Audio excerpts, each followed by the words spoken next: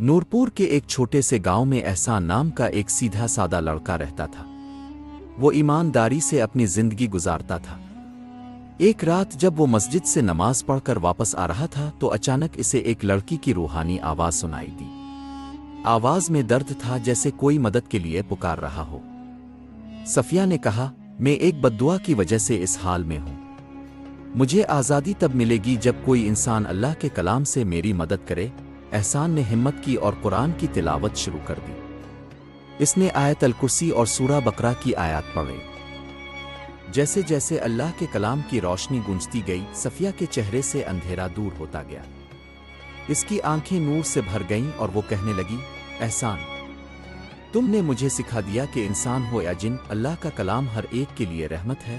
پھر وہ روشنی کے ساتھ غائب ہو گئی۔ احسان کے دل میں ہمیشہ کے لیے یہ بات لکھ گئی کہ قرآن وہ طاقت ہے جو ہر اندھیرے کو روشنی میں بدل دیتا ہے۔ اللہ کا کلام سب سے بڑی قوت ہے۔